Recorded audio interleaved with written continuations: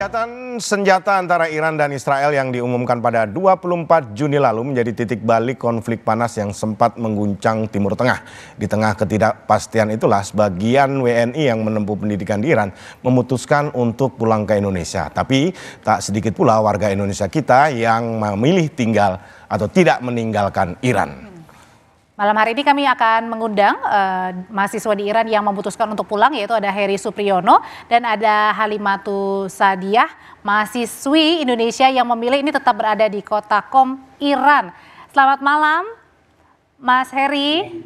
Ya, Mbak Halimah, selamat malam. Halimah, malam. Nah, kita sedikit Mbak, saya bukan mahasiswa. Iya, Mas Heri ini adalah pekerja ya Mas ya? Iya, iya. Oh, mahakarya berarti. Iya kan banyak menghasilkan karya kalau bekerja ya. Benar. Oke. Baik Mbak, kita ke Mbak Halimah dulu. Mbak, situasi di kota Qom saat ini berapa jam jarak antara Qom ke Teheran ini Mbak? Iya, jarak dari kota Qom ke Teheran itu kalau naik bus kota itu sekitar 2 jaman lah paling lama gitu. Kondisinya gimana Mbak di Qom itu sekarang? Kondisi di kota Qom ini normal-normal saja.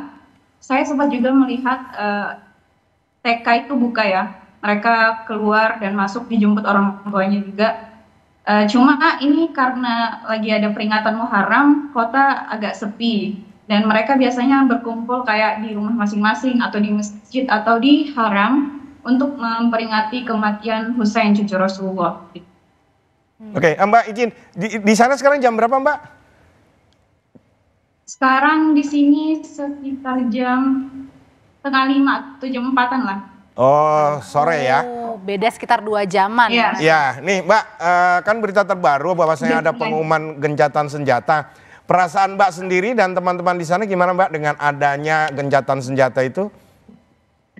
Ya, alhamdulillah dengan adanya gencatan senjata, kami jadi bisa komunikasi lagi dengan keluarga karena dengan adanya perang kemarin komunikasi internet internasional itu dimatikan dan hanya bisa menggunakan internet lokal dan kami kesulitan untuk berhubungan dengan keluarga. Dengan adanya gencatan senjata, internet sudah makin dilonggarkan, jadi kami bisa berhubungan kembali dengan keluarga. Nah, berarti sedikit demi sedikit aktivitas sudah mulai pulih kembali ya Mbak ya? Iya, alhamdulillah kalau di Qom dari kemarin sih normal-normal aja karena dia mungkin tidak mendapatkan serangan dari Israel. Karena itu jadi berbeda dengan Tehran. Oh, jadi sebenarnya yang fokus pada saat terjadinya perang itu ini fokusnya di Teheran ya Mbak ya? Bukan di Qom ya. Jadi tidak merasakan gitu. Oke, ya. Iya, di Qom kami tidak merasakan serangan sama sekali. Mungkin ada beberapa kabar, tapi saya pernah bertanya kepada teman saya yang tinggal di bagian Qom yang lain, katanya tidak mendapatkan serangan. Yang ada itu hanya di sekitaran pinggiran Qom mungkin ya, bukan di kota Qomnya sendiri. Siap, baik terima kasih. Izin Mbak Halimah, kita bergeser ke Mas Heri terlebih dahulu ya. Halo Mas Heri. Halo, ya Mas. Oke, Mas Heri sendiri tinggal di Iran waktu itu sudah berapa lama waktu itu? Ada 16 tahun mungkin Mas. 16 tahun. Berarti di sana itu mulai kerja selama 16 tahun atau dari kuliah atau gimana Mas Heri? Ya dari kuliah Mbak, terus bekerja di sana. Oke, nah yang membuat Mas Heri waktu itu ya, kita flashback ke belakang, memutuskan untuk belajar di Iran dan kemudian menetap di sana selama 16 tahun itu apa kira-kira? Memilih Iran menjadi tempat studi. Iya, karena di Iran ini adalah negara unik ya Mas ya, dia mandiri, dia memiliki sistem pemerintahan yang berbeda dengan kebanyakan negara lain, dia demokrasi religius, itu hampir tidak ada di dunia selain di Iran dan itu menjadi daya tarik dia sendiri. Dan saya juga waktu kuliah di Indonesia mengambil jurusan ekonomi dan tertarik dengan ekonomi Islam yang menjadi bidang studi di Iran begitu, sehingga saya memutuskan untuk belajar di sana. Nah, ini yang mungkin menjadi kebalikan ya. Kalau Mbak Halimah 2 bulan dan tetap memilih untuk tetap di sana, lah justru Mas Heri ini sudah 16 tahun, tapi justru memilih untuk meninggalkan Teheran atau meninggalkan Iran. Apa yang menjadi alasan dari Mas Heri? Iya, lebihnya saya kepada masalah keluarga ya Mas ya, istri dan anak, karena kita tinggal di Tehran yang menjadi target utama serangan Israel, tidak seperti di Qom atau kota-kota lain. Tehran itu hampir setiap malam itu terdengar suara-suara ledakan seperti itu, walaupun memang kalau kita keluar kita tidak menyaksikan bekas-bekas rudal di jalanan gitu, tidak ada, hanya suara-suara ledakan itu terdengar cukup keras setiap malam begitu. Dan keluarga kami ya, istri anak itu jadi was-was takut ya, jadi akhirnya memilih pulang gitu ya Mas ya. Dan saya mengkhawatirkan efek trauma seperti itu bagi mereka. Mas Heri, kan 16 tahun nih berada di Iran ya Mas Heri ya. Pasti Mas Heri tahu betul begitu pada saat sebelum perang kemarin Iran-Israel dan juga sesudah, apa yang paling berdampak besar yang paling dirasakan Mas? Misalnya bangunan banyak yang runtuh atau banyak yang trauma atau seperti apa Mas Heri? Bangunan tidak banyak yang runtuh Mas, tidak seperti yang dibayangkan. Hanya beberapa titik saja yang kemudian bisa kita lihat dampak dari rudal Israel, seperti misalnya di perumahan dosen ilmuwan nuklir itu terlihat, tapi itu juga tidak runtuh, hanya sebagian saja. Kemudian kantor media nasional Iran yang terkena juga, yang sempat viral itu di media, yang ketika siaran dibom itu juga lantai 4 saja. Itu yang kita lihat. Terus depot bahan bakar di dekat kami tinggal, mungkin sekitar 7 kilo, 10 kilo gitu. Itu juga terlihat. Sisanya kita tidak melihat gedung-gedung rusak apa seperti itu, tidak. Yang kita saksikan lebih jelas adalah kelengangan jalan begitu. Kemudian toko-toko yang sebagian tutup karena memang mereka memilih tutup karena warga sebagian sudah pindah ke kota lain untuk sementara begitu. Oke, berarti pada saat kemarin mengalami perang selama 12 hari ya, Mas Har, waktu itu susah nggak untuk makan, untuk keluar, atau memilih untuk di dalam rumah saja, karena itu tadi kan di Teheran mencekam sekali suasananya kala itu? Tidak mencekam sekali sih Mbak, kami nggak kesulitan juga mendapatkan makanan, warung-warung masih buka di hari pertama, kedua hingga sampai pertengahan mungkin itu tetap buka, dan kami dalam menyediakan kebutuhan sehari-hari tidak mengalami kesulitan gitu. Apalagi yang penyedia jasa online itu banyak yang menawarkan untuk mengantarkan sampai ke rumah. Oke, nah nanti kita akan berbincang lagi ya, Mas Akbar ya, bersama dengan warga negara kita yang masih memilih untuk tetap berada di Iran dan juga di Indonesia yang akhirnya pulang. Lebih lengkapnya nanti kita akan kembali lagi di Sapa Indonesia Malam akhir pekan. Saudara, sisi lain bertahan di zona perang ternyata tidak hanya dialami oleh warga, tapi juga jurnalis yang meliput di tengah perang.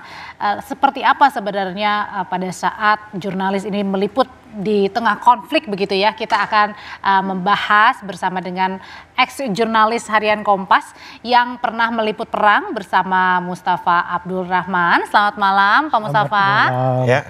Dan juga ini kita punya warga negara Indonesia yang sudah tiba. Kalau tadi ada by Zoom, sekarang kita kehadiran langsung Mas Fakih ya. Mas Taki. Iya Mas Taki yang alhamdulillah sudah nyampe hari Kamis. Hari Kamis sudah nyampe di sini. Oke, sebelumnya Pak Mustafa. Pak Mustafa berapa tahun dulu menjadi seorang wartawan? Saya sekitar 30 tahun. 30 tahun mulai tahun 91 sampai 2022. Oh, 2022. Nah, pengalaman meliput perang apa saja yang pernah dialami oleh Pak Mustafa? Nah, ini karena isu yang paling hot. Ini adalah isu Iran. Maka saya ingin menyampaikan ketika saya 2 kali melakukan tugas jurnalistik di Iran. Yang pertama yaitu pada tahun 2009. Sudah lama ya, sudah 16 tahun yang lalu ini. Meliput pemilu Iran saat itu yang dimenangkan oleh Ahmadinejad. Kemudian yang kedua berkunjung lagi ke Iran, tugas jurnalistik juga, meliput pemilu juga pada tahun 2013 yang dimenangkan oleh Hasan Rouhani. Yang pertama ini agak menarik. Ya. Karena pada pemilu tahun 2009 yang dimenangkan oleh Ahmadinejad yang itu adalah kandidat dari kubu konservatif dan lawannya saat itu adalah Sir Hussein Musawi dari kubu reformis, kubu moderat. Nah, pada awal-awal pengumuman pemilu itu kan seperti di sini. Jadi perhitungan itu dari provinsi ke provinsi. Ya. Ketika awal-awal itu Mir Hussein Musawi yang dari kubu moderat ini selalu menang. Wah, pendukungnya saat itu bersorak-sorai ya, sampai turun ke jalan. Tapi tiba-tiba di akhir disalib oleh Ahmadinejad ini suaranya. Ibaratnya pendatang baru menyalip gitu ya? Bukan pendatang baru? Bukan pendatang baru, incumbent sebetulnya. Oh, incumbent juga. Yang Ahmadinejad kan.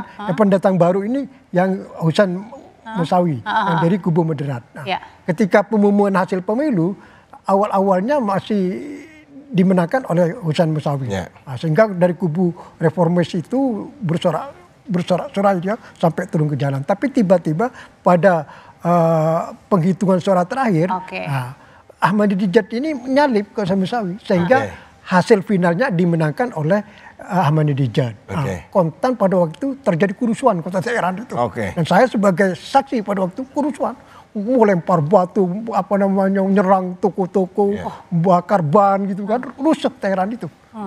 Sehingga aparat keamanan turun di jalan, tapi tidak beberapa lama bisa diatasi. Nah, baik, nanti kita akan lanjutkan ngobrol mengenai bagaimana situasi pada saat itu ya. Pada saat itu istilah dan juga bagaimana sih sebenarnya dinamika politik dalam negeri di Iran sendiri dan juga. Nah, nanti akan kita ngobrol ya. Nanti masih panjang. Dan juga dalam geopolitik posisi Iran itu bagaimana. Nah, kita akan lebih ngobrol, tapi kita lanjut terlebih dahulu ke Mas Heri. Masih bersama kami. Nah, Mas Heri mungkin bisa diceritakan perjalanan ini Mas, hingga akhirnya Mas sampai di tanah air. Serunya atau istilahnya bukan serunya ya.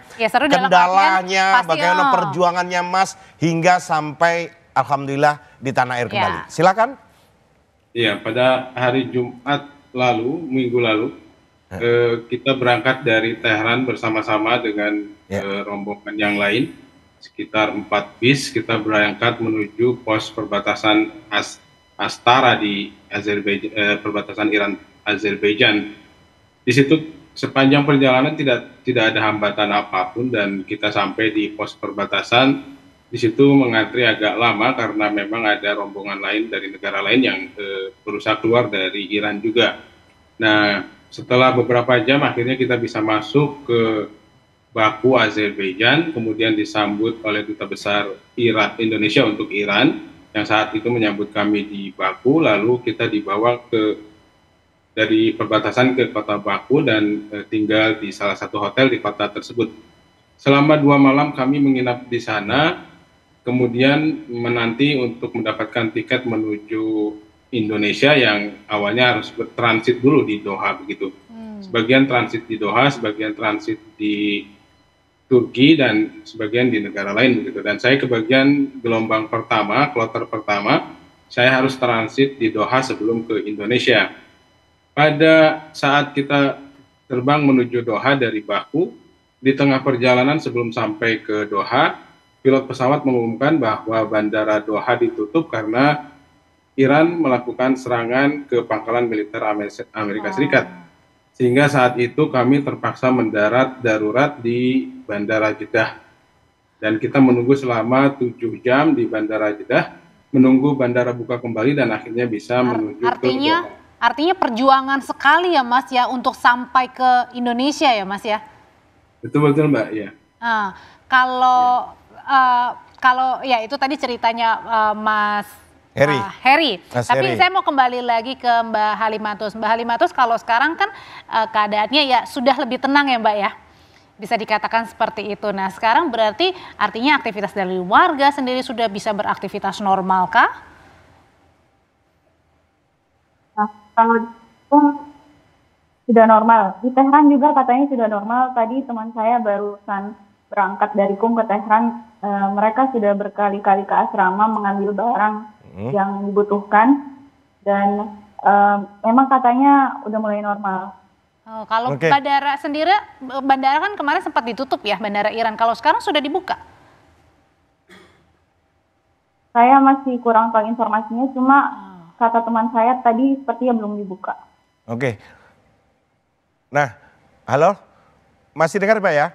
Halo? Nah Mbak, ya, kalau obrolan-obrolan masyarakat lokal sendiri akhir-akhir ini apakah masih tetap membahas mengenai perang atau sudah tidak terlalu khawatir lagi tentang perang? Ya. Masyarakat di sini sepertinya sudah udah merayakan kemenangan ya. Mereka merayakan kemenangan Iran atas Israel. Sesudah itu mereka fokus untuk hidup selanjutnya. Sekarang itu kebetulan ada peringatan Muharram, mereka sibuk mengadakan acara peringatan. Terus mereka juga udah seperti untuk orang-orang yang udah terkena serangan itu, mereka mendaftarkan diri kepada pemerintah untuk dilakukan perbaikan rumahnya seperti itu atau pembangunan kembali. Jadi bisa dikatakan mereka udah move on gitu, Pak. Oke. Nah, tapi situasi di sana kan boleh dibilang belum stabil juga ya.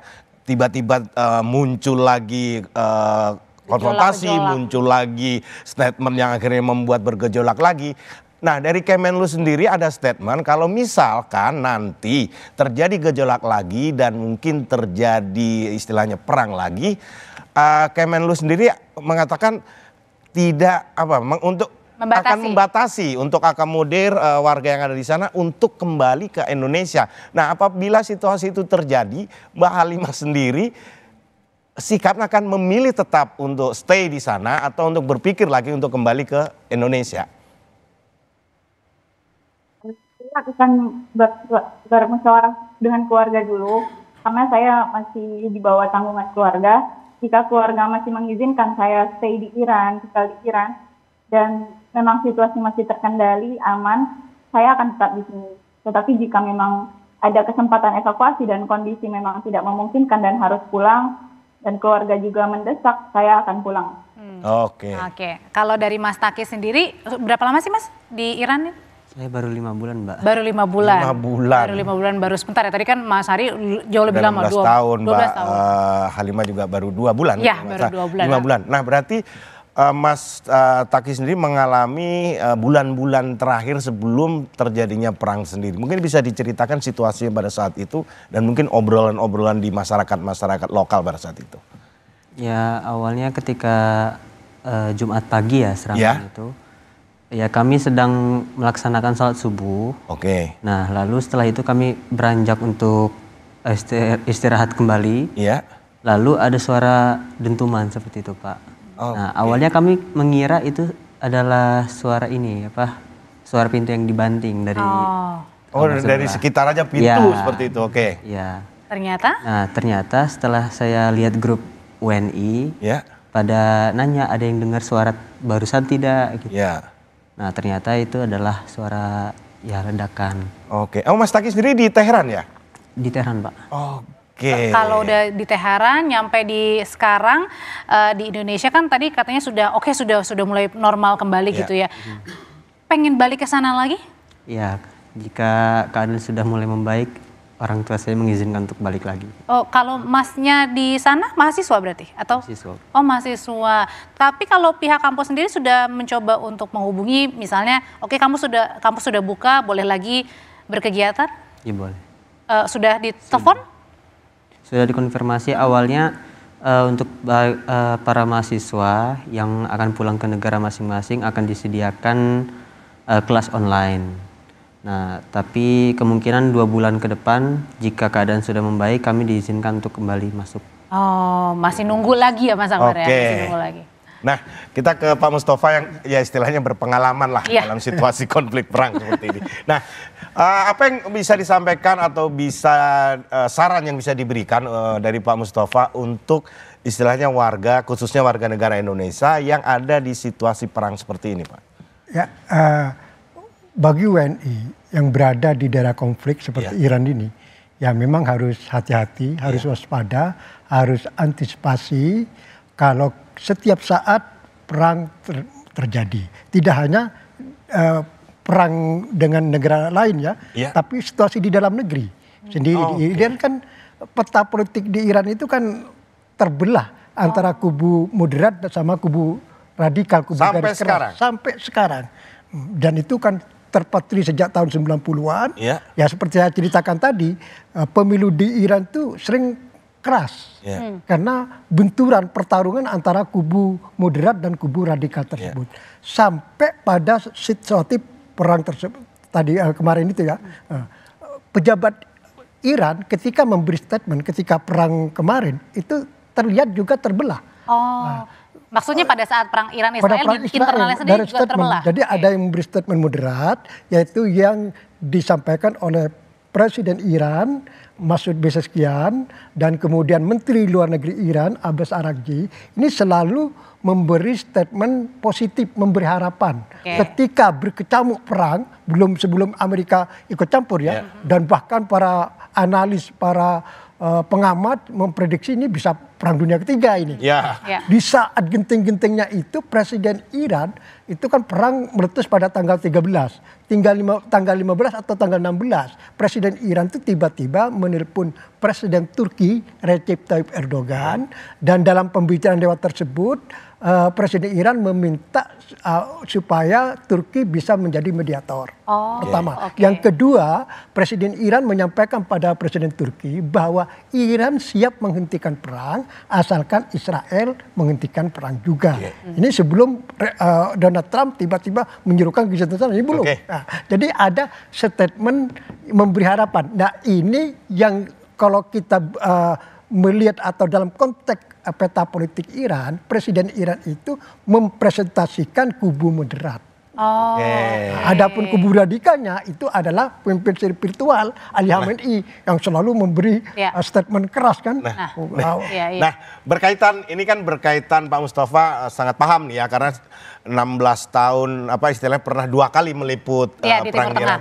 Nah, saran mungkin yang bisa diberikan oleh Pak Mustafa untuk teman-teman kawan-kawan kita yang masih ada di Iran ya, membaca situasi sekarang ini, stay atau balik dulu gitu. Balik dulu seperti itu. Sebagai orang yang sangat paham mengenai peta di internal politik di Iran. Mungkin yang sudah terlanjur evakuasi ke sini, yang sudah di Indonesia seperti Mas Taki ini, lebih baik menunggu dulu. Tidak perlu buru-buru kembali ke Teheran. Sambil terus melakukan komunikasi dengan Teheran, melihat atau memantau perkembangan di sana. Tidak hanya dengan Israel, tapi di dalam negeri gimana? Karena di dalam negeri itu agen Mossad itu berkeliaran di sana itu. Bisa aja dia meledakkan bom, menerbangkan nirawa, itu bisa ditanyakan. Jadi agen-agen Mossad itu sana cukup kuat. Nah, tapi kalau buat yang WNI yang masih di sana, yang seperti tadi Mbak Halimah juga. Nah, menunggu sekarang tentu harus koordinasi dengan KBRI ya, KBRI Teheran itu paling penting itu. Dimanapun WNI di luar negeri harus koordinasi dengan KBRI setempat. Nah, dia pasti harus minta saran KBRI karena KBRI yang lebih tahu. Kalau KBRI itu adalah menyarankan supaya stay di sana, ya udah stay. Tapi kalau dianjurkan evakuasi, ya ikut aja. Ini kan dari pemerintah. Instruksi yang bertanggung jawab yang bertanggung jawab. Dan biasanya segala sesuatunya yang ngatur itu adalah KBRI. Dimanapun di luar negeri. Tidak hanya di Iran, dimanapun. Pak Mustafa, terima kasih untuk luar biasa ya. Maksudnya harusnya tidak hanya beberapa menit ya Mas Akbar ya. Kayak kita lagi didongengin ya. Terima kasih juga Mas Taki. Kemudian juga di sambungan Zoom ini ada tadi Mas Hari dan juga Mbak Halimah. Terima kasih Mbak, Mas semuanya, sampai jumpa. Boleh saya tanggapi Mbak, bisa masukkan sedikit? Boleh sedikit aja Mas. Oh iya, itu mohon maaf nih ke Pak Mustafa, saya pikir masalah bahwa dua kubu reformis dan konservatif itu memang ada, tapi tidak selalu berujung dengan kekerasan. Dan kedua memang jika dikatakan bahwa satu kubu itu lebih moderat, satu radikal, sebetulnya ini dua kebijakan yang satu. Satu memakai diplomasi, ketika gagal kemudian menggunakan sikap yang lebih tegas begitu. Dan agen-agen Mossad terakhir kali itu 700 orang berhasil diamankan oleh aparat keamanan Iran sendiri begitu, Mbak. Oke, jadi situasi memang lebih kondusif seperti itu. Dan selama ini dari KBRI sangat responsif dengan keadaan ini kan. Iya, Oke, dan terima tetap kasih. harus berjaga-jaga ya begitu ya tetap. Oke, saudara tetaplah bersama kami di Sapa Indonesia Malam Akhir Pekan. Kami masih punya informasi lainnya untuk Anda simak. Tetap bersama kami.